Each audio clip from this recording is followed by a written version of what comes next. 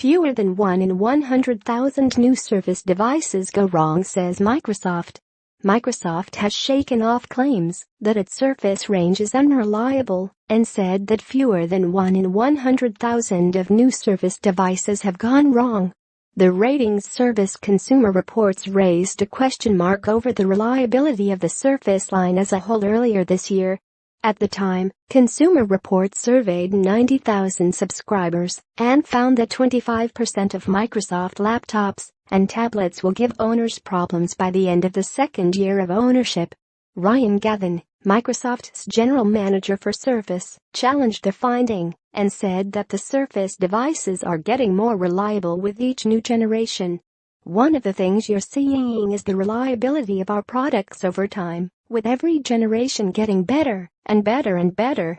Reliability issues among newer devices, such as the Surface Laptop and Studio, had been reported for only a fraction of devices, he said. "We're talking about incidents per device of less than 0.001%.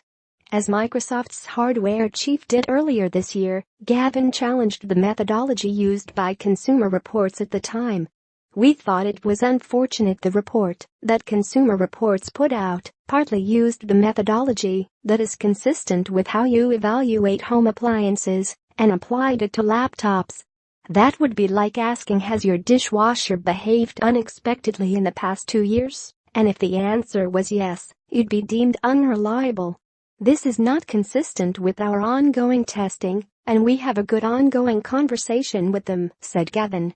"What we hear from our customers, however, and from the telemetry data that our customers want to share with us, is that Surface devices have never been more reliable, and with every generation we release they get increasingly so," he added. While Gavin specified failure rates among newer Surface releases, such as the Surface Laptop, Consumer Reports surveyed users of a broad range of Surface devices, including older tablet models. Consumer Reports recently said that, following the recent release of the Surface Book 2, it would not change its decision to remove the recommended status from Microsoft Surface products on reliability grounds until it had fully tested the device. As with the Surface Book 1, Microsoft is pitching the latest iteration of the premium laptop tablet convertible as a competitor to Apple's MacBook Air. The Surface Book 2 is an evolution, rather than revolution, of the first-generation Surface Book, with the design staying the same as the original model, and only the specs getting a bump. The Surface Book 2 packs a 7th-generation dual-core Intel Core i5 or the latest 8th-generation quad-core Core i7 processor, and is available with up to a mid-range NVIDIA GPU, the GTX 1060. Microsoft claims the new Surface Book offers 5 times the graphics performance of the original and is twice as powerful as the latest MacBook Pro.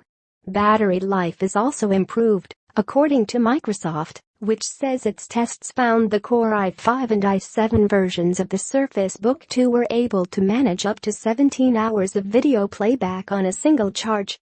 With the screen detached and used as a tablet, Microsoft claims the battery lasted 5 hours. While the first Surface Book was positively reviewed, there were a few flies in the ointment. Net sister site CNET praised the sharp display and high-end specs of the first-gen Surface Book, but criticized the high cost of the premium models and quirks in the design. Some owners also considered the original Surface Book to be rather heavy for a portable device, and the weight remains unchanged for the Surface Book 2. The biggest change in the Surface Book 2 is that it's also available with a 15-inch display, which has a slightly higher resolution 3240 by 2160 pixel Sense touchscreen. However, the 13-inch Surface Book 2 will use the same 3000 by 2000 display as the first-gen offering. The Surface Book 2 also adds a USB Type-C port, which Gavin said was added to meet the demands of customers who wanted flexibility and options for allowing multiple devices to be used in shared workspaces. Gavin said there will also be a Surf-Link to USB Type-C adapter that will be released later in the year, aimed at shared workstations. Sales of Microsoft hardware have been up and down this year. While sales of Surface tablets and laptops slumped during the quarter ending March 31 this year, with revenue falling 26% year-on-year to $831 million, they were up 12% year-on-year for the most recent quarter, a rise that Microsoft attributes to the release of the Surface laptop. The Surface Book 2 will be available to pre-order from November 9th and will be available to buy from November 16th. The 13-inch models will be available from Microsoft stores, MicrosoftStore.com, and retailers in the US, Canada, Australia, New Zealand, Hong Kong, China, Japan, United